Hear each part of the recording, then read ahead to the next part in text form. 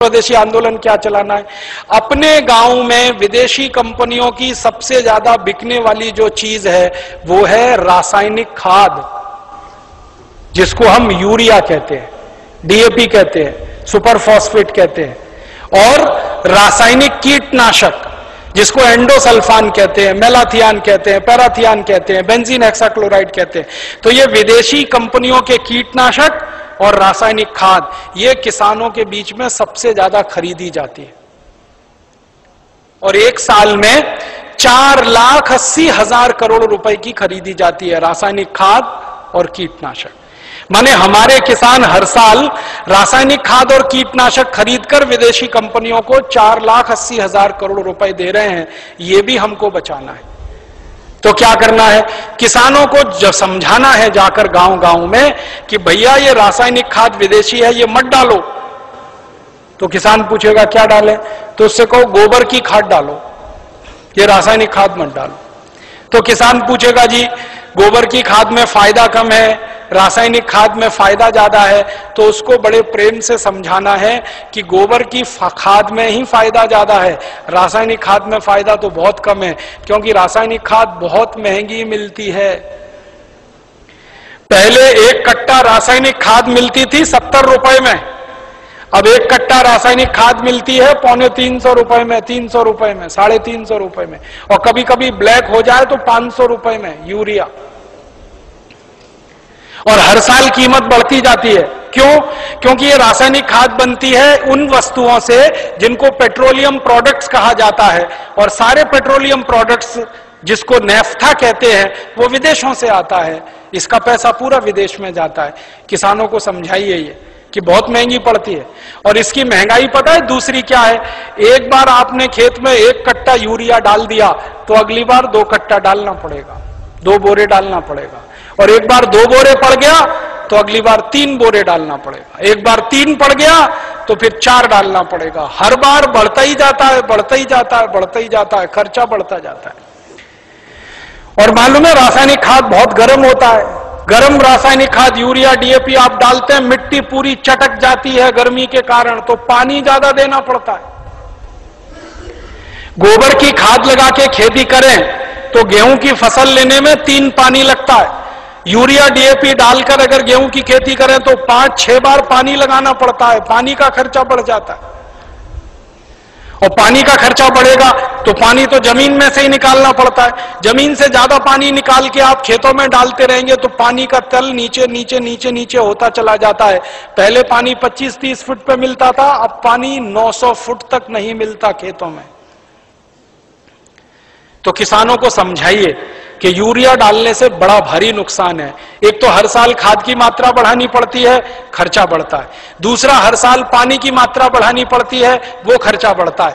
और जहां पानी निकालने के लिए बिजली नहीं है वहां डीजल पंप चलाना पड़ता है, तो डीजल का खर्चा बढ़ता है। और डीजल कभी भी महंगा होता रहता है। एक जमाने में 7 रुपए लीटर मिलता था डीजल, अब 35 रुपए लीटर। 2-4 दिन के बाद ये 40 रुपए लीटर होने जा रहा है। फिर हो सकता है 1.5 साल में 100 रुपए लीटर हो जाए। किसान कहां जाएगा, मर जाएगा वो तो डीजल का खर्चा करते करते।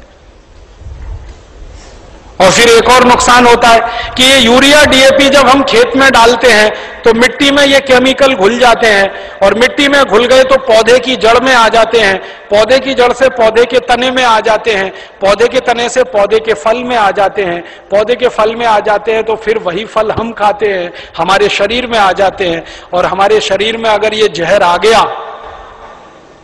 तो हमारी माताएं तो पूतना हो जाती हैं। आपने पूतना की कहानी सुनी? कृष्ण भगवान को जहर पिलाने के लिए आई थी। आज हमारी माताओं के दूध में जहर आ चुका है, अपने अपने बच्चों के लिए वो पूतना की स्थिति में है। आज हमारे देश की कई संस्थाओं ने माताओं के दूध का परीक्षण करवाया है, तो माताओं के दूध में वो सारे केमिकल हैं जो यूरिया में हैं। माताओं के दूध में वो सब केमिकल हैं जो कीटनाशक दवाओं में हैं, क्योंकि भोजन हम कर रहे हैं, भोजन के साथ वो शरीर में जा रहे हैं। और यही केमिकल हैं जो आपको कैंसर पैदा करवा रहे हैं, जो आप में डायबिटीज दे रहे हैं, जो आप में हाई ब्लड प्रेशर दे रहे हैं, हाइपरटेंशन दे रहे हैं। 148 किस्म की बीमारियां इन जहरों से पैदा होती है। इसलिए किसानों को समझाओ कि ये यूरिया डीएपी का जहर एक तो विदेशी है, ये बंद करो। दूसरा, ये शरीर को नुकसान देता है, इसलिए बंद करो। तीसरा, ये पैसे का नुकसान करता है, इसलिए बंद करो। तो किसान पूछेंगे भाई क्या करें? तो उनसे कहो गोबर का खाद डालो। अब किसान क्या पूछेगा आपको? सबसे पहले वो कहेगा गोबर के खाद से तो उत्पादन नहीं होता। तो उससे कहो गोबर के खाद से भी उत्पादन बहुत अच्छा होता है। यूरिया डीएपी से जितना नहीं होता उससे तो ज्यादा गोबर के खाद से होता है।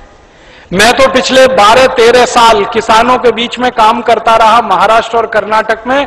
आप आइए वहां देखिए, हजारों किसानों ने यूरिया डीएपी बंद करके गोबर का खाद डालना शुरू किया है। और जिस किसान के यूरिया डीएपी के खेत में 1 एकड़ में 20 से 25 मीट्रिक टन गन्ना होता था, आज उस किसान के खेत में गोबर का खाद डालने से 90 से 100 मीट्रिक टन गन्ना हो रहा है, कम नहीं होता है। जिन किसानों के खेत में यूरिया डीएपी डालने से 1 एकड़ में 12 कुंटल गेहूं होता था, आज उनके खेत में गोबर का खाद डालने से 20 से 22 कुंटल गेहूं हो रहा है। जिन किसानों के खेत में यूरिया डीएपी डालने से 1 एकड़ में 2.5 कुंटल कपास होती थी, आज उन किसानों के खेत में गोबर का खाद डालने से 7 कुंटल एकड़ का कपास हो रही है। ऐसे एक नहीं, हजारों किसान हैं महाराष्ट्र में, कर्नाटक में, थोड़ा अगर चलेंगे तो छत्तीसगढ़ में बहुत किसान है। 12 साल मैंने बहुत काम किया किसानों के बीच, जा जाके उनको ये सब सिखाया। गोबर की खाद से उत्पादन ज्यादा मिलता है यूरिया डीएपी की तुलना। क्यों मिलता है वो जानना चाहिए। बहुत बढ़िया बात है, जो आप जान लो तो आप किसानों को समझा सकते। गोबर की खाद जब हम खेत में डालते हैं तो होता क्या है? गोबर जो है ना, कई तरह के जीव जंतुओं का भोजन है। यूरिया जो है वो भोजन नहीं, जहर है। आपके खेत में एक जीव होता है जिसको केंचुआ कहते हैं। केंचुआ को किसी दिन पकड़ना और हाथ पे रखना और उसके ऊपर यूरिया डाल देना। 2-4 दाने ही यूरिया डालोगे, वो तड़पना शुरू हो जाएगा और 1 मिनट में मर जाएगा। हम जब खेत में टनों टन यूरिया डालते हैं ना, करोड़ों केंचुए मार डाले हमने यूरिया डाल डाल के। और केंचुए क्या करते हैं? केंचुए मिट्टी को नरम बनाते हैं, पोला बनाते हैं और उपजाऊ बनाते हैं। केंचुए का काम क्या है? ऊपर से नीचे जाना, नीचे से ऊपर आना। पूरे दिन में वो 3 चक्कर नीचे ऊपर के लगाता है। नीचे जाएगा फिर ऊपर आएगा, फिर नीचे जाएगा फिर ऊपर आएगा। अब केंचुआ जिंदा है तो नीचे जाएगा फिर ऊपर आएगा। केंचुआ जब नीचे जाता है तो एक रास्ता बनाते हुए जाता है, ऊपर आता है तो दूसरा रास्ता बनाते हुए आता है। तो परिणाम क्या होता है कि ये छोटे छोटे छिद्र जब मिट्टी में वो केंचुए तैयार कर देता है तो बारिश का पानी इन्हीं छिद्रों में से नीचे एक एक बूंद नीचे रिसते हुए तल में जमा होता है। माने वाटर रिचार्जिंग का दुनिया में सबसे जबरदस्त काम कोई करता है तो केंचुआ करता है, और यूरिया के कारण ये मर जाता है। इसलिए यूरिया डालना माने किसान के लिए आत्महत्या करने के बराबर है। जिस किसान के खेत में यूरिया डलेगा केंचुआ मर जाएगा। केंचुआ मरा तो मिट्टी में ऊपर नीचे कोई जाएगा नहीं, तो मिट्टी कठोर होती जाएगी, कड़क होती जाएगी। मिट्टी और रोटी के बारे में एक सत्य है कि इसको फेरते रहो नहीं तो खत्म हो जाती है। रोटी को फेरना बंद करो जल जाती है, मिट्टी को फेरना बंद करो पत्थर जैसी हो जाती है। मिट्टी को फेरने का मतलब समझते हैं? ऊपर की मिट्टी नीचे, नीचे की मिट्टी ऊपर, ऊपर की नीचे, नीचे की ऊपर। ये केंचुआ ही करता है और कोई नहीं कर सकता। केंचुआ तो किसान का सबसे बड़ा दोस्त है। मैंने इसका हिसाब निकाला था, एक केंचुआ साल भर अगर जिंदा रहे तो 36 मीट्रिक टन मिट्टी को उठक पटक कर देता है, ऊपर से नीचे, नीचे से ऊपर, एक केंचुआ साल भर में। और उतनी ही मिट्टी को ट्रैक्टर से उलट पलट करना पड़े तो कम से कम 100 लीटर डीजल खर्च होता है, और 100 लीटर डीजल 3600 रुपए का आता है। माने एक केंचुआ हर आदमी का 3600 रुपए बचा रहा है। ऐसे करोड़ों केंचुए हैं, पता सोचो कितने हजार करोड़ रुपए बच रहे हैं इस देश में। इसलिए गोबर का खाद डालने से फायदा क्या होता है? रासायनिक खाद डालो केंचुआ मर जाता है, गोबर का खाद डालो केंचुआ जिंदा हो जाता है। क्योंकि गोबर केंचुए का भोजन है। केंचुए को भोजन मिले तो वो अपनी जनसंख्या बढ़ाता है, और इतनी तेज बढ़ाता है कि कोई नहीं बढ़ा सकता। भारत सरकार कहती है हम दो हमारे दो, केंचुआ नहीं मानता उस बात को।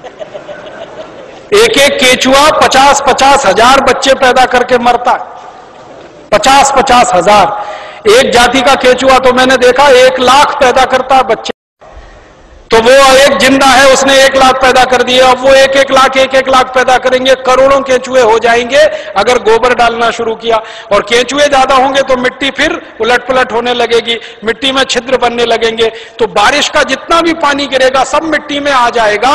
और पानी मिट्टी में गया तो नदियों में बेकार नहीं बहेगा, तो बाढ़ नहीं आएगी, तो समुद्र में फालतू पानी नहीं जाएगा। इस देश का करोड़ों करोड़ों रुपए का फायदा हो जाएगा। इसलिए आप किसानों को समझाओ गोबर की खाद डालो।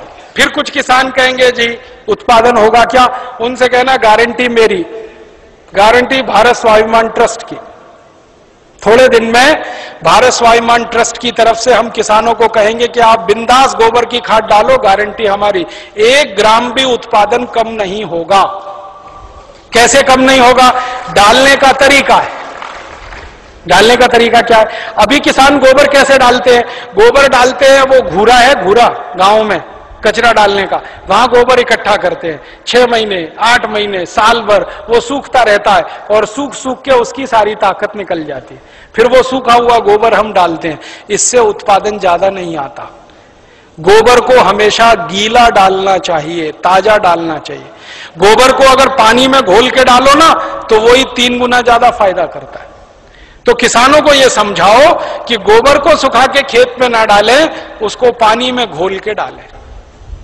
तो कैसे घोलेंगे पानी में? उसका फॉर्मूला लिख लो आप। और जो जो गांव में जाने वाले कार्यकर्ता है, ये सब किसानों को आप बोलो कितना गोबर डालना है, कितना पानी उसमें मिलाना है, कितने बीघे के लिए काम में लाना है उसको। अब आपको मैं एक मोटी सी बात बता देता हूं। 1 एकड़ माने 2.5 बीघा, 5 बीघा नहीं, 2.5 बीघा। तो एकड़ 2.5 बीघे का हिसाब जोड़कर बताता हूं। एक किसान को एक बार में 1 एकड़ फसल के लिए कितना गोबर डालना पड़ेगा? गीला करके डालेंगे तो 10 किलो गोबर, बस 10 किलो गोबर, 10 किलो गोबर। फिर से सुन लो, 10 किलो, ज्यादा नहीं बोल रहा हूं, 100 किलो नहीं, 10 किलो गोबर 1 एकड़ के लिए डालना। कैसे? लिख लो 10 किलो गोबर। फिर इसमें चाहिए 10 लीटर मूत्र, जिस जानवर का गोबर उसी का मूत्र। गाय का गोबर तो गाय का मूत्र, भैंस का गोबर तो भैंस का मूत्र, बैल का गोबर तो बैल का मूत्र। अब आप बोलोगे गोबर तो इकट्ठा कर लेंगे, मूत्र कैसे इकट्ठा करें? जानवर जो मूत्र देते हैं ना, जहां पे आप जानवरों को रखते हो वहां पे पत्थर वत्थर लगा के एक छोटी सी नाली बना लो और उसमें ढाल लगा दो। जितना भी वो पेशाब करेंगे वो नाली में आ जाएगा। नाली के आगे एक खड्डा खोद दो, वो सारा उसमें जमा हो जाएगा, फिर वो ले लो। और मैं आपको एक अच्छी बात बताता हूं, जानवरों के मूत्र की कोई एक्सपायरी डेट नहीं है। 1 साल, 2 साल, 3 साल, 5 साल, 10 साल, 20 साल, 50 साल खराब ही नहीं होता। तो चिंता करने की बात ही नहीं है। तो इकट्ठा होता रहेगा खड्डे में, डालते रहो। तो 10 किलो गोबर, 10 लीटर मूत्र, ठीक है। फिर इसमें मिलाना है लगभग 1 किलो गुड़, आधे से 1 किलो गुड़। गुड़ तो आप सब जानते हो। एक तो गुड़ होता है जिसको आप खा लेते हो, एक तो गुड़ ऐसा होता है जिसको जानवर खा लेते हैं, और एक गुड़ ऐसा होता है जिसको कोई नहीं खा सकता, गीला गीला, पुराना पुराना, काला काला। वो गुड़ खेत के बहुत काम का है। जो सबसे घटिया गुड़ है, जिसको ना जानवर खा सकते हैं ना आपका, वो खेत के लिए बहुत काम का है। तो वो गुड़ ले लो, आधे से 1 किलो। गोबर हो गया, मूत्र हो गया, गुड़ हो गया। अब इसमें लगभग 1 किलो डालना है दाल का आटा। दाल है ना, दाल, अरहर की दाल, मूंग की दाल, उड़द की दाल, चने की दाल, सोयाबीन की दाल, खेसारी की दाल, कोई भी दाल, 1 किलो उसका आटा। 4 चीजें हो गई, गोबर, गोमूत्र, गुड़, दाल का आटा। और इसमें डालनी है 1 मुट्ठी मिट्टी। 1 मुट्ठी में आधा किलो या 1.25 किलो तक मिट्टी आती है। मिट्टी कहां से लानी है? आपके खेत के आसपास अगर पीपल का कोई पेड़ है, बरगद का कोई पेड़ है, तो उसके नीचे से खोद लो मिट्टी। पीपल के पेड़ के नीचे की या बरगद के पेड़ के नीचे की? पीपल और बरगद के पेड़ के नीचे की ही मिट्टी क्यों खोदना? आपको मालूम है पीपल और बरगद के पेड़ हर समय ऑक्सीजन देने वाले पेड़ हैं, और ज्यादा ऑक्सीजन देने वाले पेड़ के नीचे जीवाणुओं की संख्या बहुत होती है। तो पीपल और बरगद के पेड़ के मिट्टी में जीवाणु सबसे ज्यादा होते हैं, यही जीवाणु खेत को चाहिए।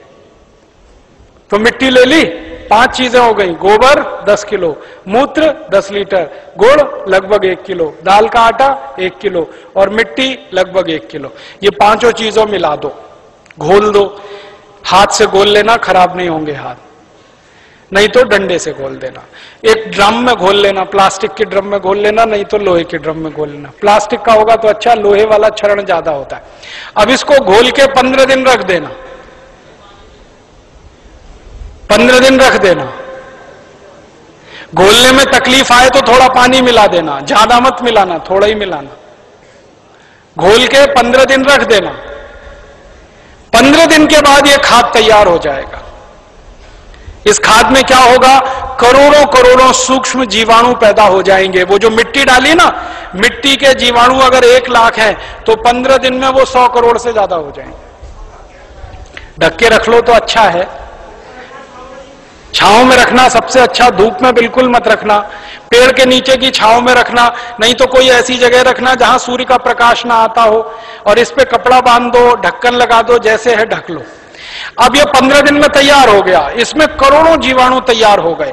अब ये जीवाणु घोल, इसको जीवाणु घोल कहते हैं, इसको खेत में डालना है। डालने से पहले इसमें पानी मिलाना है, और पानी कितना मिलाना है, जितना गोबर था उसका 10 गुना पानी, 10 गुना कम से कम। 100 लीटर पानी, 10 किलो गोबर तो 100 लीटर पानी, और ज्यादा से ज्यादा पानी मिला सकते हैं तो 200 लीटर। तो 100 से 200 लीटर पानी मिला लिया। अब ये पूरा परफेक्ट घोल हो गया। इसको 1 एकड़ के खेत में छिड़कना है, जैसे पानी छिड़कते हैं ना मिट्टी दबाने के लिए, ऐसे ही छिड़कना है बस। आप इसको छिड़क देंगे तो ये करोड़ों जीवाणु मिट्टी में पहुंच जाएंगे। तो मिट्टी में जीवाणुओं की संख्या बढ़ती जाएगी, और मिट्टी में सारा खेल खेलने का काम जीवाणु करते हैं। आपको मालूम है जीवाणु क्या करते हैं? जीवाणु सारा काम करते हैं। पौधे की जड़ को नाइट्रोजन की जरूरत है तो ये जीवाणु उपलब्ध कराते हैं। पौधे की जड़ को कैल्शियम चाहिए तो ये जीवाणु उपलब्ध कराते हैं। पौधे की जड़ को आयरन चाहिए तो ये जीवाणु, माने पौधे को बड़ा होने के लिए जितने भी सूक्ष्म पोषक तत्व चाहिए और फिर वो हमारे शरीर में वास्तव में चाहिए, वो सब इन जीवाणुओं की करामात से ही मिलता है। तो पौधे की जड़ को भरपूर सूक्ष्म पोषक तत्व मिलने लगेंगे, पौधे की बढ़त बहुत तेज होगी, और जिस पौधे की बढ़त अच्छी होगी उसका फल अच्छा होगा, जिसका फल अच्छा होगा उसका उत्पादन अच्छा होगा। अब इसमें समय लिख लो, कितनी बार डालना, कब डालना। सबसे अच्छा तरीका यह होता है कि खेत को जब जोतने की तैयारी करें ना, जोतें, बीज डालने से पहले खेत जुताई होती है ना, खेत जुताई करते ही 1 दिन डाल दो। आज जुताई किया, कल डाल दो, जुताई करके डाल दो। ये पहली बार, ठीक है। फिर इसके डालने के 2-3 दिन बाद या 4 दिन बाद या 5 दिन बाद बुआई कर दो। है कितना डाल सकते हैं बताए ना? 1 एकड़ में जितना तैयार हुआ 200 लीटर वो। तो आपने इसको जोत के 1-2 दिन में डाल दिया, फिर बीज बो दो। बीज बोने के 21वें दिन में फिर डाल देना। आज बीज बोया तो ठीक 21 दिन बाद एक बार फिर डाल देना। क्या होता है ना, बीज में से अंकुरण होता है, और अंकुरण होने के 21वें दिन तक वो मिट्टी की ताकत से बढ़ता है। फिर 21 दिन के बाद वो सूर्य की ताकत से बढ़ना शुरू हो जाता है, फोटोसिंथेसिस जिसको कहते हैं, प्रकाश संश्लेषण की क्रिया। सूर्य ताप से खाना बनाना शुरू कर देता तो बढ़त तेज हो जाती। तो और आप मोटी सी एक बात याद रखो कि हर 21वें दिन पे डाल देना। आज डाला, 21 दिन बाद डाला, फिर 21 दिन बाद डाला, फिर 21 दिन बाद डाला। तो एक फसल अगर आप समझ लो 4 महीने की है तो लगभग 5 बार डालना पड़ेगा। कोई फसल 6 महीने की है तो 7-8 बार डालना पड़ेगा। 8 महीने की है तो 10-1 बार डालना पड़ेगा। अब इसमें खर्चा क्या है? जानवर अगर घर के हैं तो गोबर फोकट का, मूत्र फोकट का। गुड़ मैं कह रहा हूं सबसे सड़ा हुआ, जिसको फेंक देते हैं वो भी फोकट में मिल जाएगा, पानी तो फोकट का है ही, थोड़ा दाल वाल लेना पड़ेगा तो उसका खर्चा आएगा, लेकिन किसान अगर दाल पैदा करता है तो वो भी घर की हो जाएगी, माने खाद बनाने का खर्चा लगभग शून्य आएगा, मेहनत लगेगी, पूंजी में पैसा कम से कम खर्च होगा। और ये खाद जो तैयार होगी इसमें जबरदस्त क्वालिटी है, क्योंकि इसमें कैल्शियम भरपूर, आयरन भरपूर, फास्फोरस भरपूर। क्या क्या इसमें है? गोबर है, गोबर में कैल्शियम है, आयरन है, सल्फर है, सिलिकॉन है, कोबाल्ट है, मैग्नीशियम है, मैग्नीज है, 18 सूक्ष्म पोषक तत्व हैं जो चाहिए मिट्टी को। फिर गुड़ है, गुड़ में जबरदस्त फास्फोरस है, गुड़ में जबरदस्त कैल्शियम है, फिर मूत्र में ये सब है। तो जो सूक्ष्म पोषक तत्व तो हमें चाहिए वही मिट्टी को चाहिए, वो सब इस खाद में भरपूर है, यूरिया में नहीं है, डीएपी में नहीं है। यूरिया में कैल्शियम नहीं है, डीएपी में कैल्शियम नहीं है। और कैल्शियम सबसे प्रमुख आधार है मिट्टी के लिए, क्योंकि खेत में कैल्शियम होगा तो पौधे में होगा, पौधे में होगा तो फल में होगा, फल में होगा तो भोजन में होगा, भोजन में होगा तो शरीर में होगा, शरीर में होगा तो हड्डियां मजबूत, हड्डियां मजबूत तो शरीर मजबूत। ये सारा साइकिल इसी कैल्शियम के उस पे। तो ये तो गोबर की खाद से ही मिलेगा, यूरिया डीएपी से मिलने ही वाला नहीं है। तो किसान को ये समझाइए आप। अब आपको समझ में आ गया, हर 21 दिन में डालना है, जबरदस्त फसल आएगी। पहली बार जब आप डालोगे ना तो किसान थोड़ा झिझक करेगा, उसको भरोसा नहीं है, विश्वास नहीं है, तो उसको कहना कि भाई तुम डालो, नुकसान तुम्हारा नहीं होगा। मैंने बहुत किसानों का हिसाब निकाला है, खराब से खराब खेत में जब गोबर का खाद डालते हैं ना तो गेहूं का उत्पादन पहले साल की तुलना में थोड़ा ही कम आता है, लेकिन उत्पादन जितना कम आता है उससे ज्यादा खर्चा बच जाता है, तो वो बराबर मामला बैठता है। हम यूरिया डीएपी में खर्चा करते हैं हजारों रुपए का, तब उत्पादन लेते हैं। यहां खर्चा ही नहीं है, थोड़ा उत्पादन कम भी हुआ तो फायदा ही है, नुकसान कुछ नहीं, इसलिए किसी किसान का नुकसान नहीं। और 2-3 साल लगातार आपने डाल दिया तो उत्पादन बढ़ना शुरू हो जाता है, लगातार बढ़ता है। और 10-12 साल में तो कई खेत ऐसे हैं जहां उत्पादन सीधे डबल हो जाता है, 100% की बढ़ोतरी हो जाती है। नहीं, छानने की जरूरत नहीं है, ऐसे ही डालो, उसमें जितना कचरा है सब खेत में जाने दो, क्योंकि कचरे में जीवाणुओं की संख्या और तेजी से बढ़ेगी, छानने की जरूरत नहीं है। अब आप डालोगे कैसे, ये प्रश्न है। तो उसके लिए 4 विधि है। पहली विधि ये है कि सीधे डब्बा लो और छिड़काव करो, खेत पे भरो और छिड़क दो, भरो और छिड़क दो।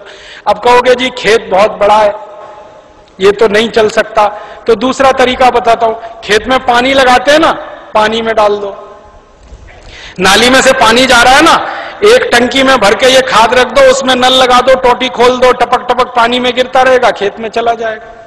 ये दूसरा तरीका। तीसरा तरीका ये है कि अगर किसी के घर में जानवरों की संख्या ज्यादा है तो गोबर ज्यादा होगा उसके पास, तो थोड़ा सा गोबर तो इसमें इस्तेमाल हुआ, बचे हुए गोबर का क्या करेंगे? तो बचा हुआ गोबर अगर सूखा है तो उसको इसी में डाल देना 15 दिन के बाद 200 लीटर पानी मिला के, तो वो गोबर भी गीला हो जाएगा। गीले गोबर के लड्डू बना लो और लड्डुओं को खेत में फेंक दो तो खाद पहुंच जाएगा। और एक तरीका है, खेत में से मिट्टी खोद लो, मिट्टी खोद लो, मिट्टी में ये पूरा घोल मिला दो, मिट्टी गीली हो गई, मिट्टी के लड्डू बना लो, लड्डुओं को खेत में फेंक दो तो खाद पहुंच जाएगा। तो पानी के साथ दे सकते हैं, छिड़क के डाल सकते हैं, गोबर या मिट्टी को लड्डू बना के डाल सकते हैं। और एक आखिरी तरीका है, स्प्रे मशीन अगर अपने पास है तो उसका आगे से नोजल निकाल दो, नोजल निकाल दो, फिर उससे स्प्रे कर दो। अब इसमें ध्यान ये रखना है कि ये फसल पे स्प्रे नहीं होगा, ये जमीन पे होगा, मिट्टी पे होगा। फसल पे डालने से फायदा नहीं मिलेगा, मिट्टी में डालना है इसको। तो अगर फसल ऊंची है तब कैसे डालेंगे? तब तो पानी लगाओगे तभी डालना सबसे अच्छा है।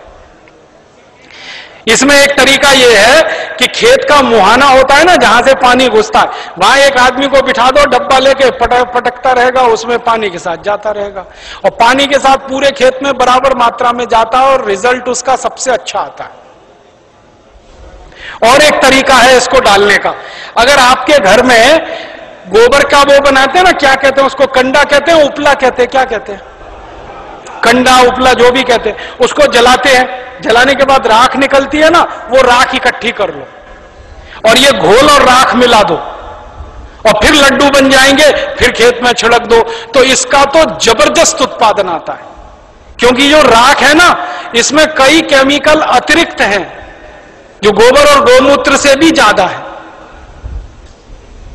तो ये तरीका समझ में आ गया। हर 21 दिन पे डालेंगे। 4 महीने की फसल है तो 5-6 बार डालना पड़ेगा, 6 महीने हैं तो 7-8 बार। इसी तरह से पूरी खेती होती रहेगी।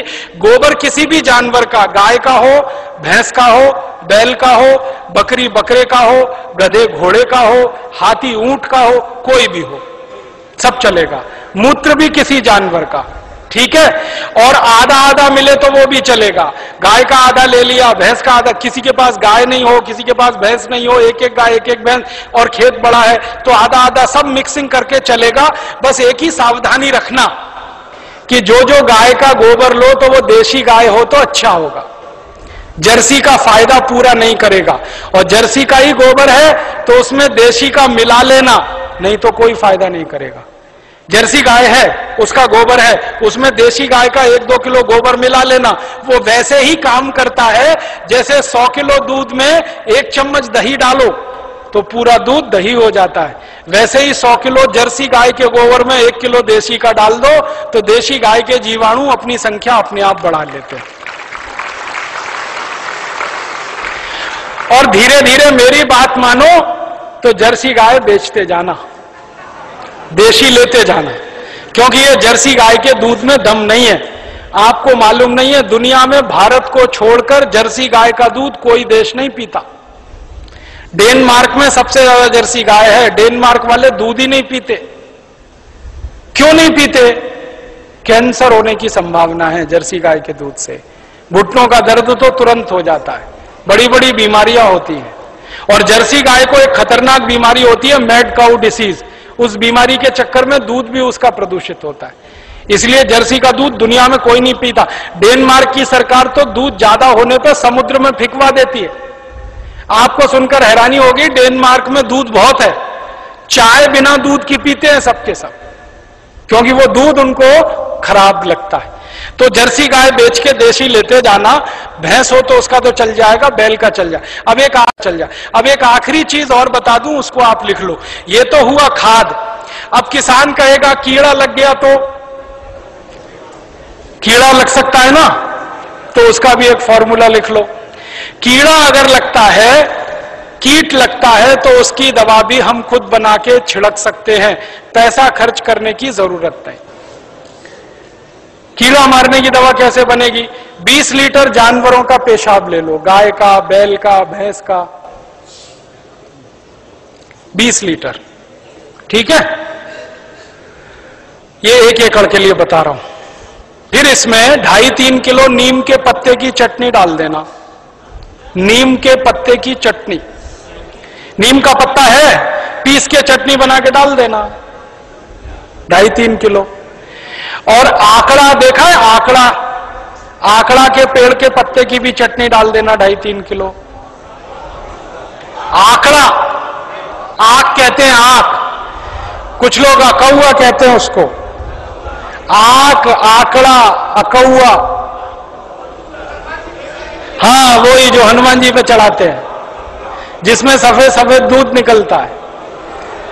और एक तीसरा पत्ता है, सुनो भाई, एक तीसरा पत्ता है बेशरम। बेशरम जो है ना, अक्सर गांव में घुसते हैं ना, तो दोनों तरफ किनारे किनारे लगा रहता है, पान के जैसा पत्ता, बैगनी रंग का फूल आता है, उसमें ना खुशबू होती है ना कुछ होता है, बिना पानी के बिना बीज के होता है, इसलिए बेशरम कहते हैं। तो 2-2.5 किलो ले लो। और एक पत्ता है, आपके गांव में अगर मिले तो सीताफल का पत्ता, शरीफा जिसको कहते हैं, सीताफल शरीफा, उसका पत्ता 2-2.5 किलो ले लो।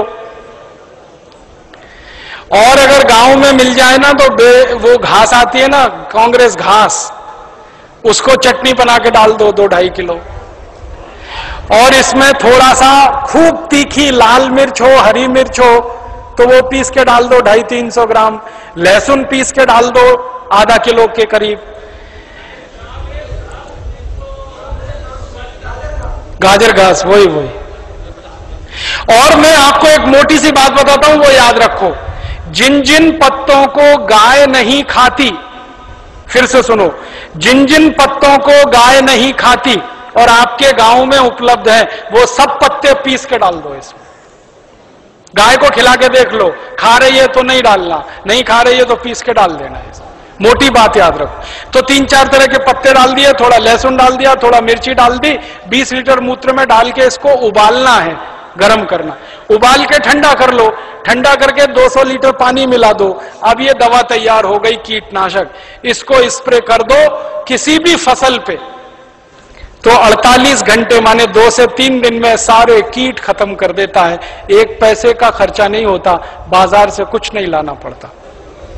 ये हर फसल में काम आता है, गेहूं में, चावल में, चने में, दाल में, मटर में, गन्ने में, हर तरह की फसल में ये उपयोग हो सकता है।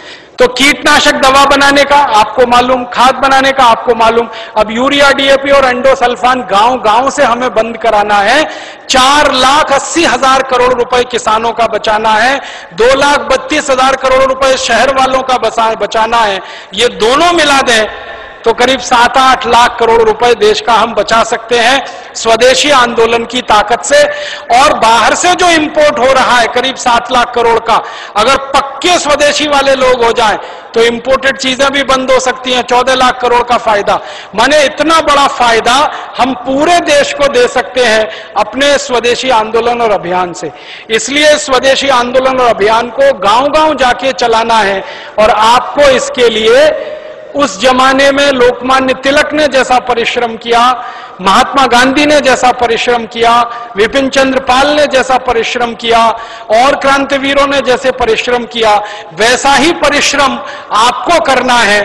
ताकि क्या होगा, जैसे आज हम लोकमान्य तिलक का नाम याद रखते हैं अपने देश के लिए, अपनी सभ्यता के लिए, अपनी आजादी के लिए, वैसे ही आपका नाम आने वाली पीढ़ियां याद रखेंगी इस देश के दूसरे स्वदेशी आंदोलन के लिए। ऐसा कहकर मैं आपका आभार व्यक्त करता हूं, बहुत बहुत आपको धन्यवाद देता हूं।